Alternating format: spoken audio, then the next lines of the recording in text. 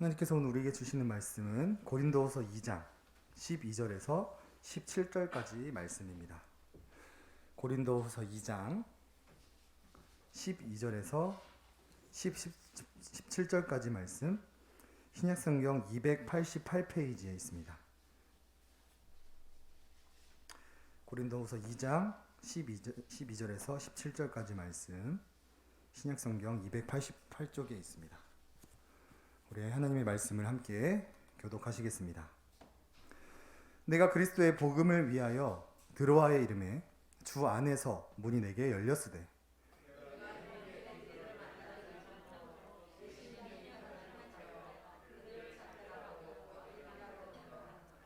항상 우리를 그리스도 안에서 이기게 하시고 우리로 말미암아 각 처에서 그리스도를 아는 냄새를 나타내시는 하나님께 감사하노라.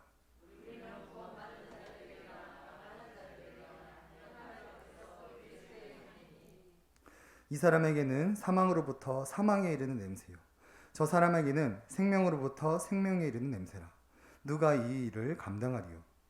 우리는 수많은 사람들처럼 하나님의 말씀을 혼잡하게 하지 아니하고 곧 순전함으로 하나님께 받은 것 같이 하나님 앞에서와 그리스도 안에서 말하노라. 아멘. 창세기부터 요한계시록까지는 모두 예수님에 대한 내용이 기록되어 있습니다. 구약 성경에는 오실 예수님, 그리고 신약 성경에는 예수님의 공생애와 다시 오실 예수님의 기록들이 기록되어 있습니다. 그래서 하나님의 말씀을 대언하는 설교자는 예수 그리스도를 전파하고 예수 그리스도에 대해서 가르쳐야 하는 것이죠.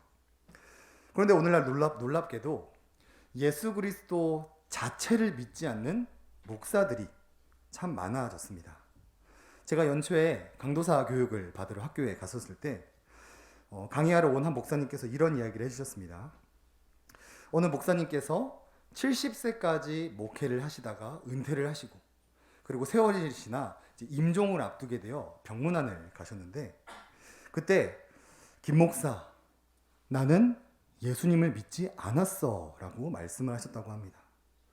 그 말을 듣고 목사가 예수님을 믿지 않고도 이렇게 평생을 목회할 수 있구나 라는 것에 너무 큰 충격을 받으셨다고 해요.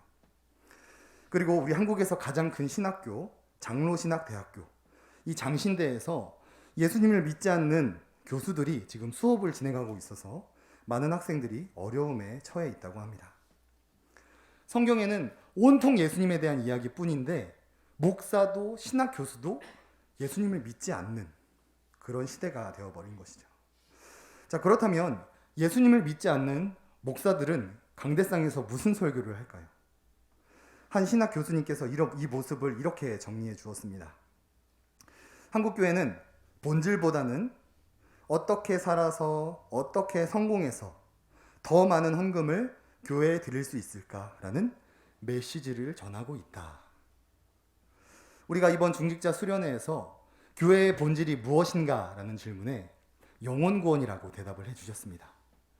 영혼이 구원받기 위해서는 예수님을 믿어야 하는데요, 목사마저도 예수님을 믿지 않고 믿지 않다 보니 예수님을 전하지 않고 있는 이런 모습이 오늘날 한국교회의 현 주소입니다. 그래서 오늘 이 시간에는 엔퀴리오, 한국말로 말하면 주 안에서라는 주제를 우리가 신학적인 측면과 실천적인 측면에서 살펴보면서 우리가 반드시 주 안에 있어야 하는 이유를 깨닫고 예수님을 전파하지 않는 이런 교회들을 대신하여 우리가 세상에 예수 그리스도를 전하여서 주 밖에 있는 자들을 주 안으로 초청하는 이런 영혼 구원을 감당하는 교회가 되기를 원합니다. 자, 먼저 주 안에서라는 개념에 대해 소개를 해드리겠습니다. 자, 주 안에서, 그리스도 예수 안에서, 아들 안에서, 그 안에서라는 이제 전체적인 표현을 주 안에서라고 통칭을 하는데요. 신약 성경에서 이 표현이 무려 165번이나 사용되고 있습니다. 우리가 주 안에 거하는 것이 너무나도 중요하기 때문에 이런 표현이 계속해서 나오는 것이죠. 그래서 먼저 이 주 안에서의 신학적 측면을 살펴보면 이에 대한 해석을 우리가 이번 공예배 때 받았습니다. 우리 골로새서 말씀을 함께 읽어보겠습니다. 그가 우리를 흑암의 권세에서 건져내사 그의 사랑의 아들의 나라로 옮기셨으니 그 아들 안에서 우리가 속량 곧 제사함을 얻었도다. 주 안에라는 것이 중요한 이유는 우리가 주 안에 있을 때에만 속량 곧 죄사함을 받을 수 있기 때문입니다. 웨스트민스터 신앙고백서 제17장 성도의 궁극적인 구원에서는 이렇게 말합니다. 하나님께서 그 사랑하시는 독생자 안에서 받아들여 그의 성령에 의하여 효과적으로 불러 성화시킨 자들은 은혜의 자리에서 전적으로 아주 타락할 수 없다. 우리가 구원받을 수 있는 유일한 방법은 독생자 안에 있을 때, 주 안에 있을 때만 우리가 구원을 받을 수 있다는 것이죠.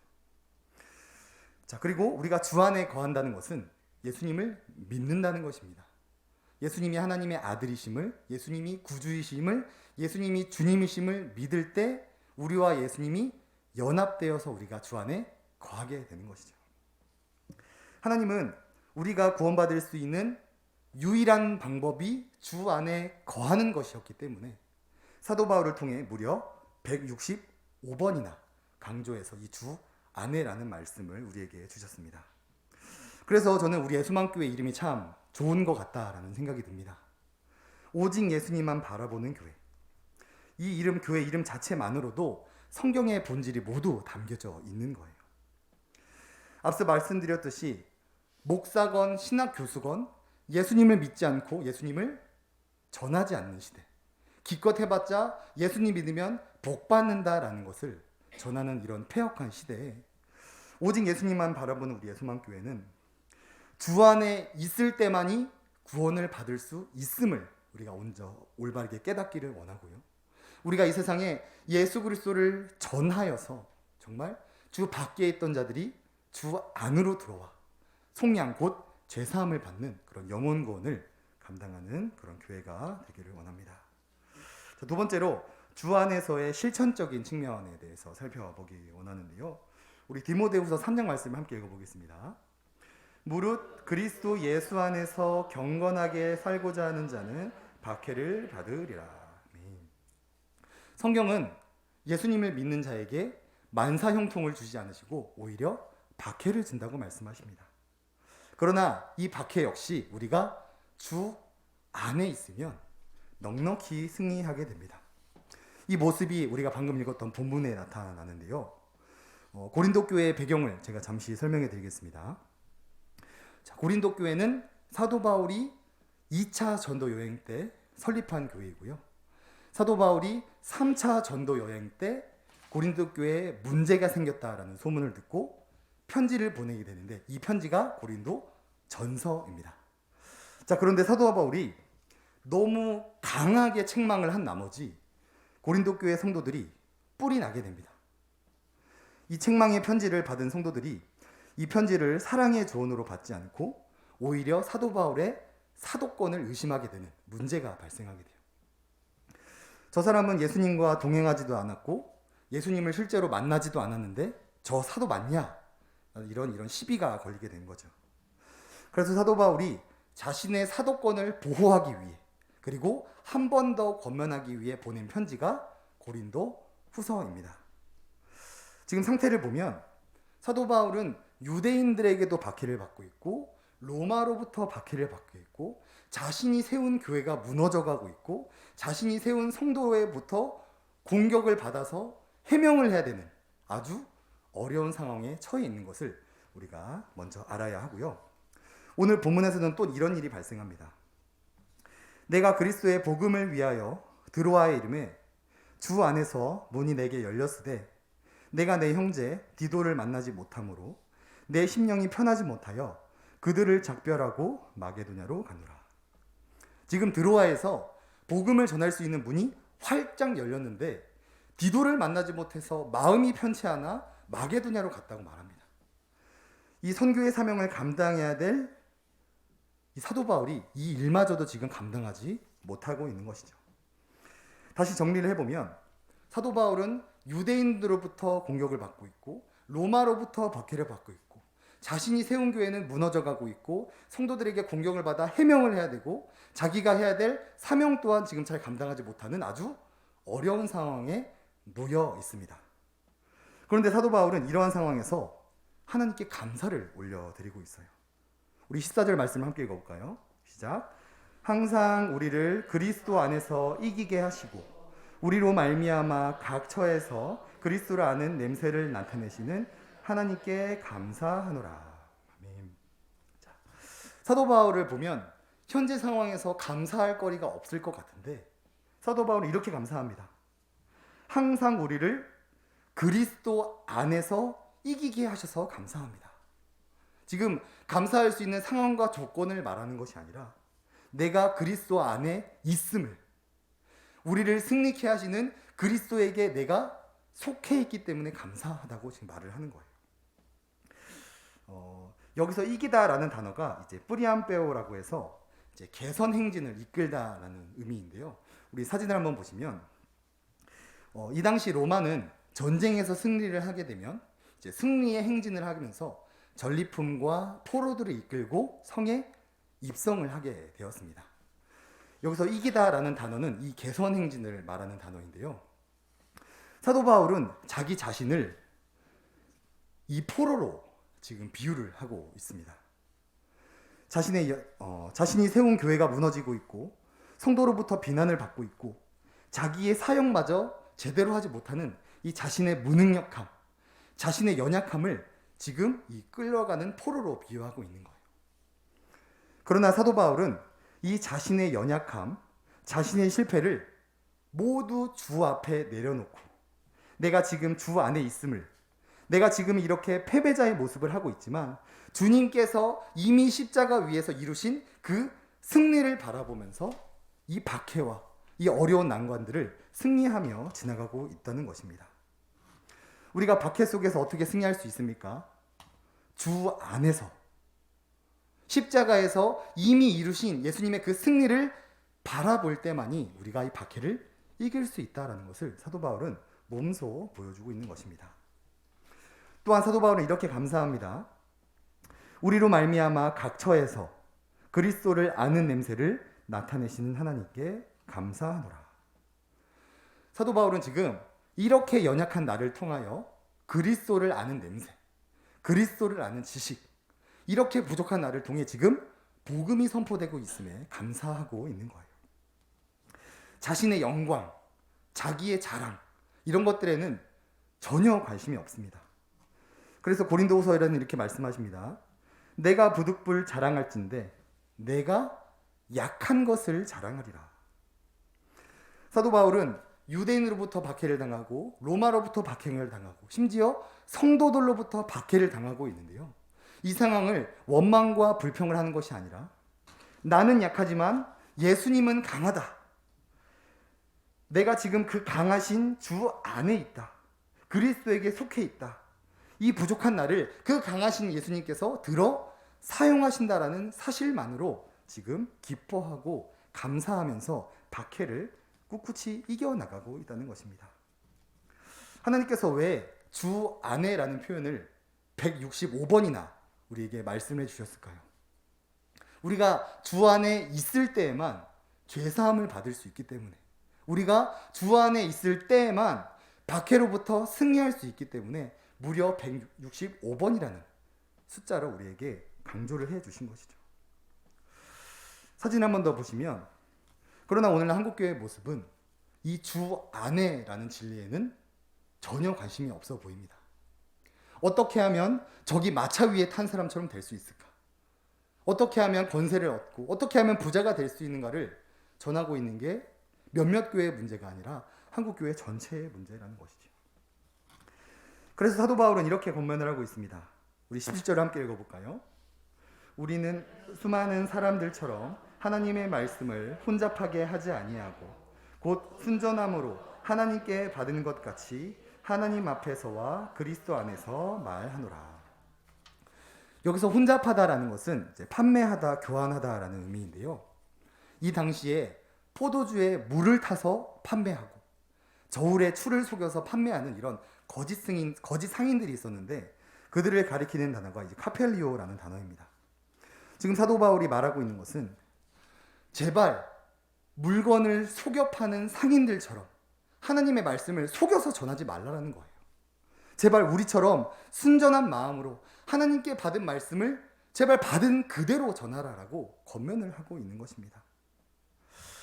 안타깝게도 오늘날 교회의 모습을 보면 하나님의 말씀을 그냥 자기 입맛에 맞춰서 해석하는 목사들이 너무나 많습니다. 제가 말씀을 연구하다가 이런 사진을 하나 보게 되었는데요. 신앙생활을 위한 10계명이라고 합니다.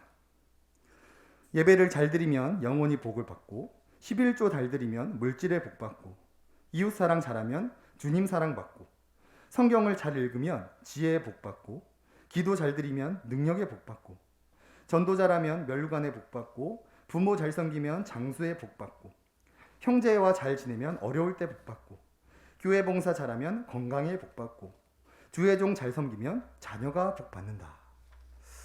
자, 이게 얼핏 보면 맞는 말 같은데요. 우리 뒤에 부분만 한번 읽어보면 좀 이상합니다. 제가 읽어드리겠습니다. 영원히 복 받고, 물질의 복 받고, 주님 사랑 받고, 지혜의 복 받고, 능력의 복 받고, 멸류관의 복 받고, 장수의 복 받고, 어려울 때 복 받고, 건강의 복 받고, 자녀가 복 받는다. 그냥 이 땅에서 잘 먹고 잘 사는 거에만 지금 초점이 맞춰져 있는 거예요. 성경에서는 무엇이나 말합니까?